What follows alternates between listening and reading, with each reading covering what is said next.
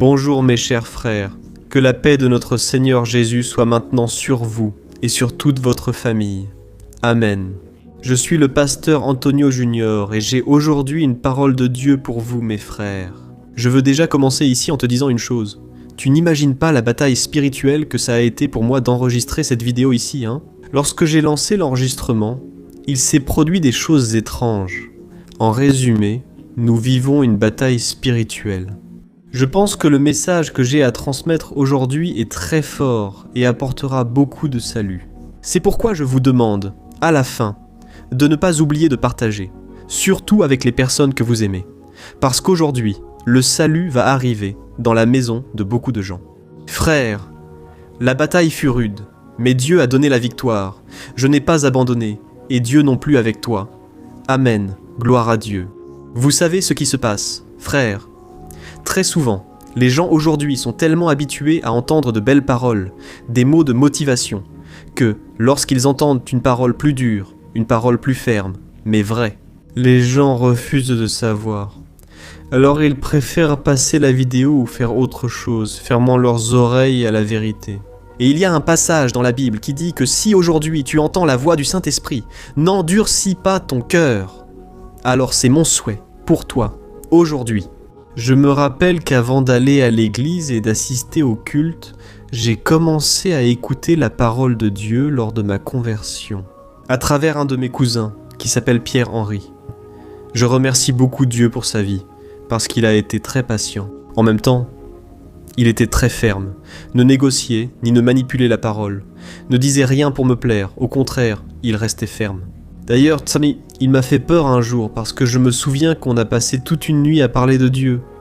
J'étais spirit et j'avais beaucoup de doutes, n'est-ce pas? J'avais des doutes sur la résurrection, la réincarnation et d'autres sujets, et il répondait toujours en se basant sur la parole de Dieu. À la fin de notre conversation, vers 9h, je m'apprêtais à quitter sa maison.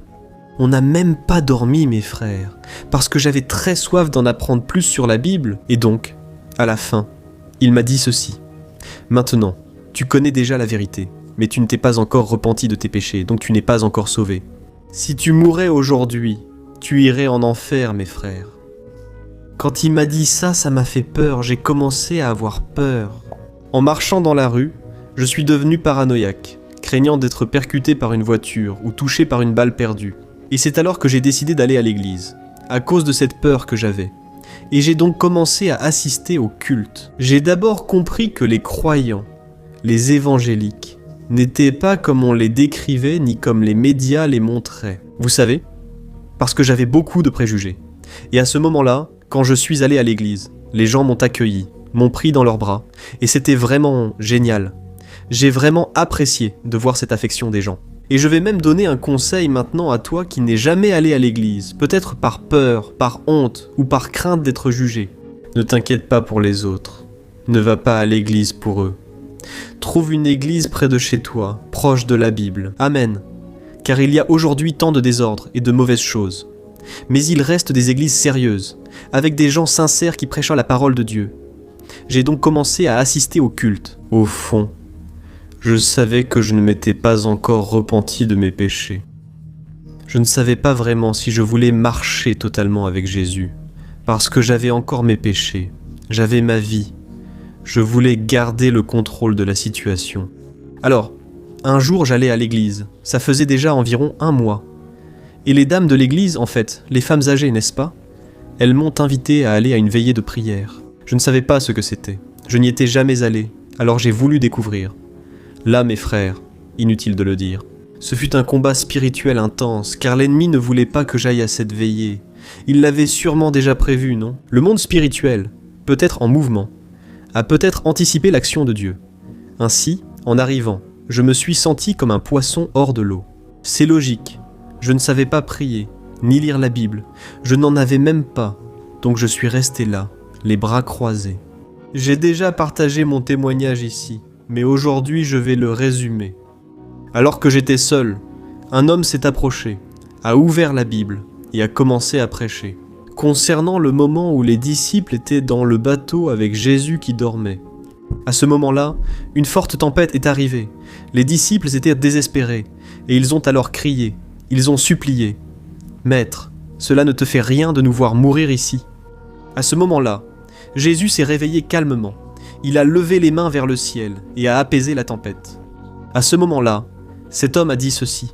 « Écoutez, Dieu m'a donné cette parole, parce qu'il y a un jeune ici, dont la vie est en désordre. C'est une vraie tempête. » Comme dans cette histoire, les disciples sont désespérés. Et ce jeune ici, aujourd'hui, a peur de l'avenir, de mourir et de perdre le salut.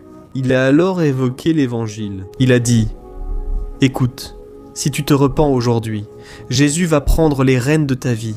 Il va calmer la tempête et tu seras sauvé aujourd'hui même, frère. » À ce moment-là, j'ai fermé les yeux et j'ai commencé à pleurer. Et j'ai commencé à parler avec Dieu. « Seigneur, pardonne-moi alors pour mes péchés. Et je ne me fais pas confiance. Je ne sais pas ce que l'avenir me réserve, mais je t'en prie, reste avec moi. Sauve-moi Jésus, frère. Je m'en souviens parfaitement. Je l'ai dit. » La dernière phrase était la suivante. « Seigneur, par amour pour toi, je renonce à tous mes péchés. Je renonce à mon passé. Je me repens, Seigneur. » À ce moment-là, frère, tu sais ce qui s'est passé. Le Saint-Esprit est descendu sur moi et a touché mon cœur. J'ai ressenti une paix inconnue jusque-là, frère. J'avais déjà touché à la drogue, que je trouvais très bien, frère. Rien ne m'a rassasié. Seule la présence de Dieu m'a totalement comblé. Je n'ai jamais été aussi heureux que cette nuit-là. Frère, dès lors, ma vie a changé. Je n'ai pu me contrôler car le Saint-Esprit m'a libéré de l'intérieur. Même mon apparence, n'est-ce pas? Mon look de rocker, de hippie, tout a été éliminé petit à petit. J'ai enlevé mes boucles d'oreilles, tu vois, j'en avais 8 ici, et j'avais un cure-dent ici. Pour résumer l'histoire, frère, Jésus a fait une œuvre merveilleuse dans ma vie, et je souhaite qu'il fasse la même chose en vous aujourd'hui. Amen. C'est pourquoi le message d'aujourd'hui est si spécial. Je veux que tu apprennes ce que je vais t'apporter, et je prierai ensuite pour toi et ta famille. Jésus accomplira aujourd'hui une belle œuvre. Tout mal sera détruit et rien ne t'atteindra. Reste avec moi jusqu'à la fin. Abonne-toi à ma chaîne si tu n'es pas encore abonné. Active la petite cloche qui va apparaître là à côté. Clique sur toutes pour ne rien rater des prochaines vidéos que je publierai ici. On commence, frère. J'ai ressenti dans mon cœur, aujourd'hui, l'envie de parler de nos décisions. De l'importance de décider aujourd'hui et de ne pas remettre à plus tard. Il y a eu un moment dans le ministère de Jésus où il s'est retrouvé face à un religieux. Et je ne sais pas si tu le sais, mais les religieux de l'époque, ils étaient pedra no sapato de Jesus. Des hommes fiers, convaincus que respecter ou essayer de respecter la loi de Moïse de l'Ancien Testament suffisait. Ils se croyaient meilleurs que les autres. Ils pensaient que juste parce qu'ils étaient des descendants d'Abraham, ils avaient déjà le salut automatiquement. Donc c'était des hommes très difficiles à traiter, à transformer. Et c'est à ce moment-là que Jésus a donné une parole à un homme. Je t'avoue que c'est l'une des paroles les plus difficiles à entendre. Et je vais t'expliquer maintenant ce qui se passait là pour que tu comprennes, frère. Un homme, spécialiste érudit et respecté de la loi de Dieu, s'est approché de Jésus. Il a posé la question la plus importante à Jésus. « Seigneur, quel est le commandement le plus important ?» Et après avoir entendu la réponse de Jésus, non seulement il était d'accord, mais il a aussi félicité Jésus, montrant qu'il avait tout parfaitement compris. Tu sais ce que Jésus lui a dit? « Frère, regardez, nous allons lire ici maintenant ce qui est écrit dans Marc, chapitre 12, versets 28 à 34. Ce sont 6 versets. Je veux que vous fassiez attention. Voici ce que dit la parole de Dieu. Un maître de la loi remarqua que Jésus répondait bien aux religieux. Il a demandé « Quel est le commandement le plus important ?» Jésus a répondu « C'est celui-ci. Écoute, ô Israël, le Seigneur notre Dieu est. Aime le Seigneur ton Dieu de tout ton cœur, de toute ton âme, de toute ton intelligence et de toute ta force. Et le second commandement est tout aussi important. Aime ton prochain comme toi-même. Aucun autre commandement n'est plus grand que ceci. » Et l'homme répondit « Très bien, maître. Tu as dit la vérité en affirmant qu'il n'y a qu'un seul Dieu et qu'il n'y en a pas d'autre. Je sais qu'il faut l'aimer de tout son cœur, son intelligence, ses forces, et aimer son prochain comme soi-même. C'est plus important que toutes les offrandes et les sacrifices exigés par la loi. Voyant que l'homme avait répondu avec sagesse, Jésus lui dit « Tu n'es pas loin du royaume de Dieu ». Et plus personne n'osa lui poser de questions. Regardez ceci, frère. Regardez comme c'est extraordinaire ici. Jésus a dit à cet homme « Tu n'es pas loin du royaume de Dieu, frère ». Cet homme-là, il n'en était pas un. Il ne se moquait pas de Jésus comme les autres religieux. Au contraire, il était là, avec le cœur ouvert. Il a écouté attentivement ce que Jésus disait. Il a réfléchi à cela, et il a reconnu que Jésus avait raison. Intéressant, n'est-ce pas ?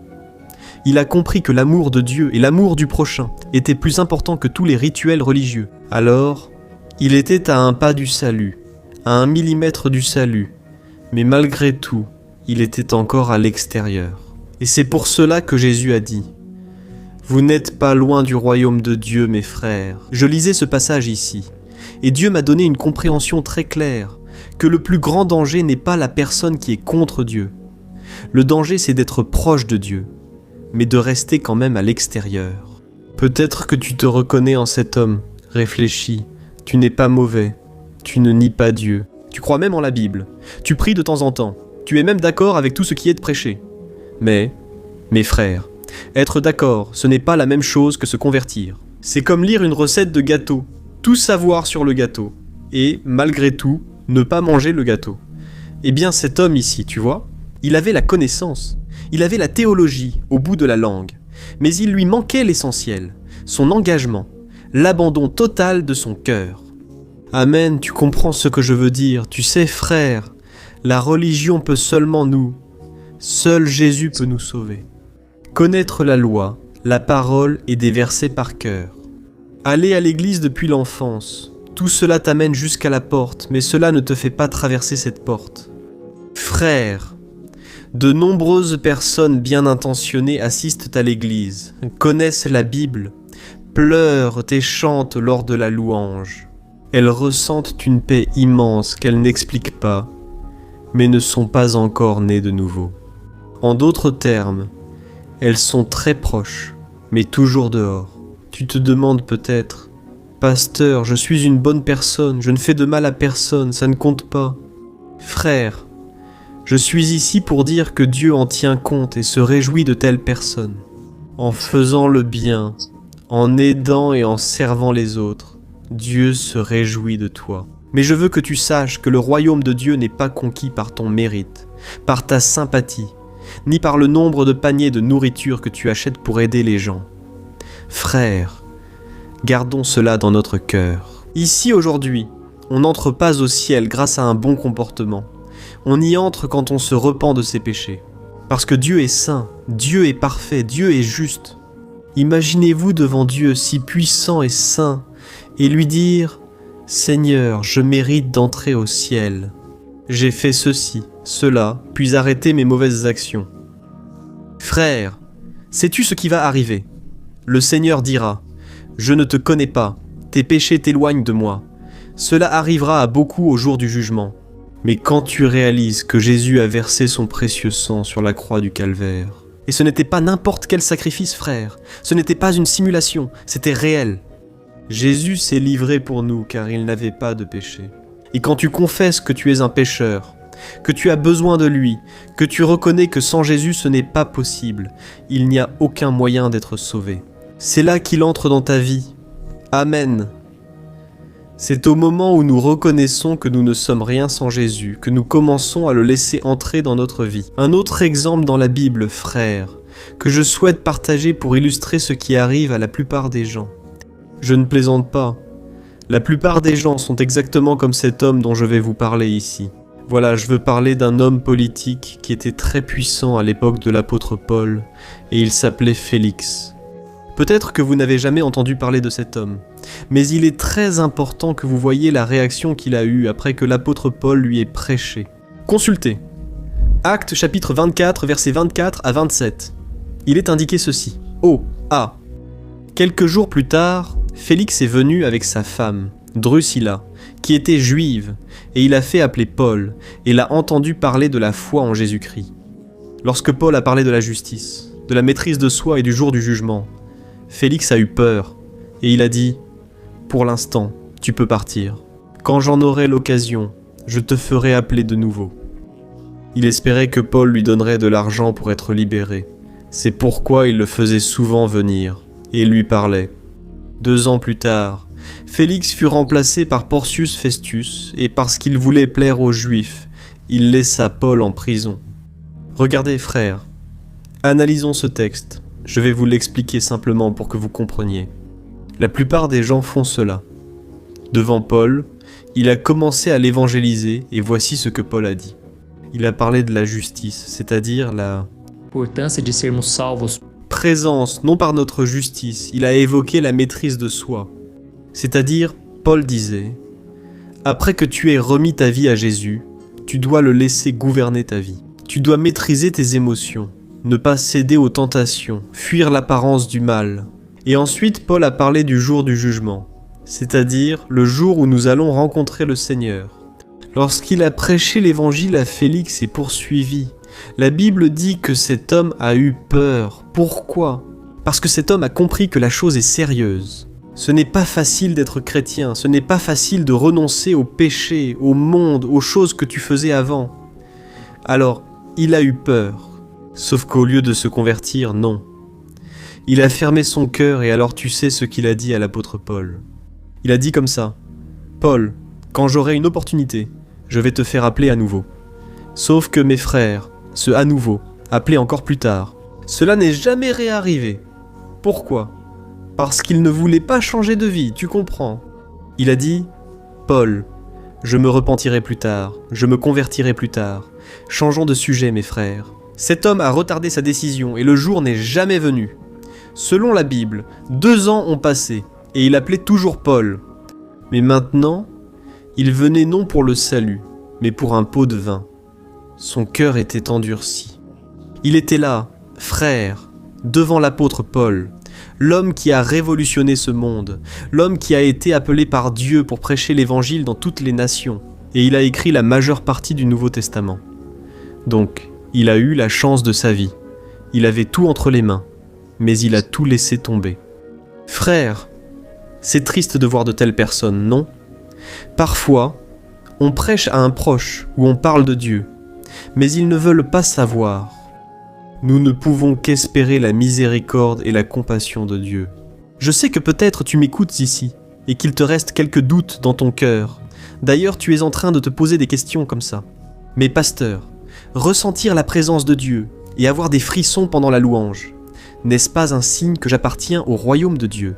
Pasteur, frère, beaucoup se trompent, car ressentir du bien, ressentir... paz não é o suficiente.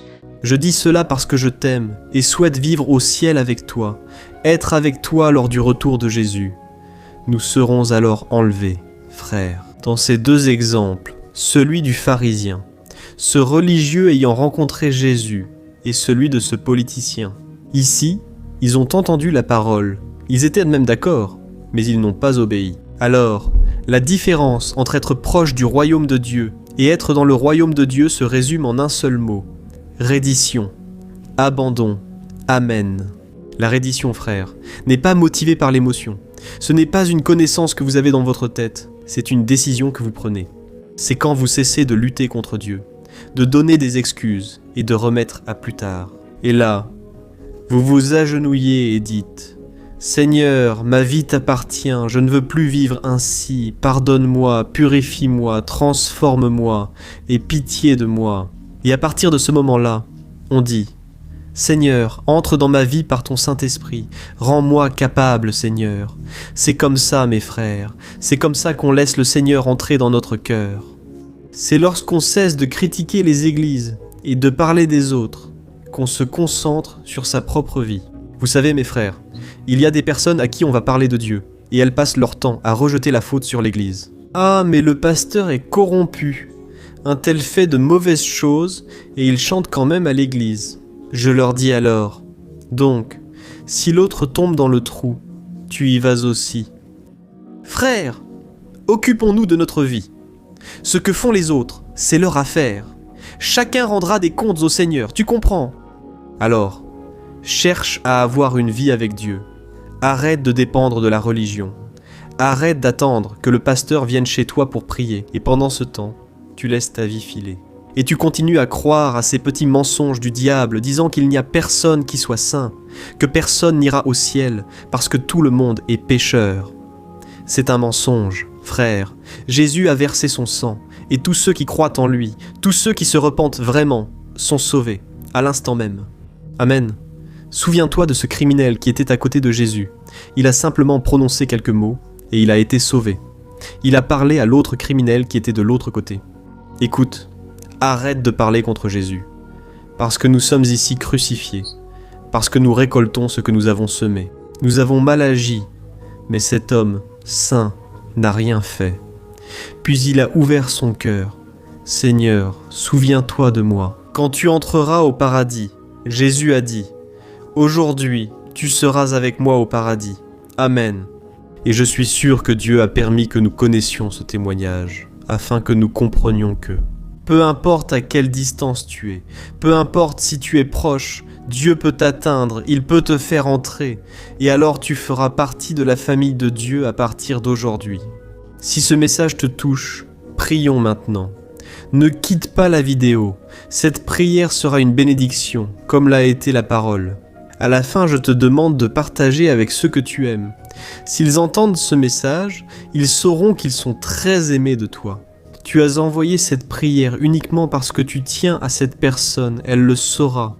Amen, prions, fermons les yeux et parlons au Seigneur. Alléluia Seigneur, mon Dieu et Père, merci pour la vie et l'air que nous respirons. Merci Seigneur pour notre corps, pour notre santé, pour notre esprit, mais surtout pour le don de la vie. Dieu, si nous vivons, c'est que le Seigneur a un plan pour nous. Je te remercie Seigneur, parce que tu as ouvert cette porte du salut, ce lieu où nous pouvons prêcher la parole, écouter des conseils. Comme c'est bon, mon Père, d'être réunis avec tant de personnes ici. Dieu, je dépose devant toi la vie de cette personne qui m'écoute et qui ressent un vide si grand. Parfois, elle pose sa tête sur l'oreiller sans trouver le sommeil et se demande ce qui ne va pas chez elle, ce qui lui manque. Pourquoi ne serait-elle pas une mauvaise personne? J'essaie de faire le bien et de ne nuire à personne. Mais Seigneur, aujourd'hui nous avons compris qu'il faut accepter le Fils de Dieu comme sauveur. C'est croire au sacrifice de Jésus pour nos péchés. Et, lorsque nous croyons, la barrière qui nous séparait est enlevée. Le péché ne nous domine plus, et le Seigneur commence alors à habiter en nous. Père, merci pour ce message si spécial, car je sais qu'aujourd'hui est un jour de salut. Seigneur, tu as transformé ma vie et mon histoire. Maintenant, je te demande de sauver tes enfants et de libérer ces personnes de leur chaîne. Beaucoup sont orgueilleux, religieux, et cela a seulement coulé ce bateau, nuisant encore plus à la personne. Oh mon Père, je te demande ici et maintenant que toute barrière, tout esprit de procrastination qui pousse la personne à repousser ses engagements, tout mensonge que cette personne s'invente à elle-même, en disant qu'elle réglera ça plus tard, qu'elle prendra cette décision plus tard. Oh mon Père, si elle est venue ici, c'est qu'elle rêve d'être avec toi et désire profondément le salut. Seigneur, je te demande de ne pas laisser les distractions priver cette personne de ta bénédiction. Dieu, pardonne-nous pour toutes les fois où nous avons dit que tu es roi, que tu es tout pour nous. Mais nos attitudes montraient que celui qui dirigeait notre vie, notre cœur, c'était nous-mêmes. Pardonne-nous, Seigneur, notre hypocrisie, notre tiédeur spirituelle, notre lâcheté à ne pas prendre un engagement avec toi. Ô Père, nous sommes si faillibles et pécheurs, mais croyons maintenant en toi. Je prie, mon Père, pour que cette personne soit aujourd'hui libérée des vices et péchés qui lui font croire que tu vas l'abandonner et qu'elle n'y parviendra pas. Ô Jésus, apporte ta paix, mets dans le cœur de ces personnes ton Saint-Esprit. Alléluia, ô mon cher, ma chère. Si tu veux prendre cette décision maintenant, si tu veux donner ta vie à Jésus et avoir la certitude de ton salut, prie avec moi sincèrement dans ton cœur. Amen. Répète après moi. Seigneur Jésus, je reconnais être pécheur et avoir besoin de toi. Je crois que tu es mort sur la croix pour mes péchés et que tu es ressuscité pour me donner la vie éternelle. En ce moment, J'ouvre la porte de mon cœur, je t'invite à entrer. Jésus, Jésus, pardonne tous mes péchés. Lave-moi avec ton sang. Je me rends à toi, Seigneur Jésus. Je te reçois comme mon unique et suffisant Sauveur. Ô Seigneur, inscris mon nom dans le livre de la vie. Je ne veux pas être condamné en enfer, Jésus. Je veux être avec toi pour toujours. Pardonne toujours mes péchés. Seigneur, aide-moi à ne pas succomber à la tentation. Aide-moi à me fortifier chaque jour davantage en ta présence. C'est au nom de Jésus que je prie et que je te remercie. Alléluia, Père, je dépose devant toi cette vie, Père, si précieuse à tes yeux. Nous entrons dans le monde spirituel et cette personne a été sauvée. Le Seigneur Jésus a dit que, quand un pécheur se repent, une fête a lieu au ciel parmi les anges de Dieu. Oh Seigneur, merci. Parce qu'aujourd'hui il y a eu une fête, il se passe une fête merveilleuse. Et je demande, Jésus, que tu apportes ta paix. Apporte vraiment, Seigneur, la consolation, l'encouragement et surtout la force pour affronter les défis de la vie, Seigneur. Je réprimande l'œuvre du diable qui a emprisonné. Cette personne qui est entrée dans son esprit en disant que tout était un mensonge, en disant qu'elle ne s'est pas vraiment donnée au Seigneur Jésus. Je réprimande cette voix maintenant. Sors Satan, et que toi, mon Père, tu puisses apporter la paix, la joie et la présence de ton Saint-Esprit. C'est au nom de Jésus que je prie, et que je te remercie. Amen. Gloire à Dieu. Salut! Avant que tu partages cette prière, laisse-moi te raconter un rêve que Dieu a mis dans mon cœur il y a des années. Frère, Dieu m'a appelé à consoler les gens et, grâce à Dieu, chaque jour je reçois des témoignages. Certains ont été bénis et ont reçu des miracles grâce à ces prières, ce qui me réjouit beaucoup. Mais frère, les besoins des gens sont immenses. C'est pourquoi Dieu a mis en moi le désir de les consoler, dans d'autres domaines, à travers l'alimentation, les vêtements, en aidant les personnes démunies non seulement au Brésil, mais aussi dans d'autres nations. Grâce au Seigneur, nous avons aidé des enfants défavorisés aux Philippines, en Afrique, au Niger, deuxième pays le plus pauvre du monde, ainsi qu'ailleurs. Sans parler des pasteurs et des missionnaires que ce ministère a tant bénis. Et vous savez ce qui est le plus spécial. Maintenant, vous pouvez en faire partie. Vous pouvez aussi aider directement ces personnes, par le biais d'une petite contribution.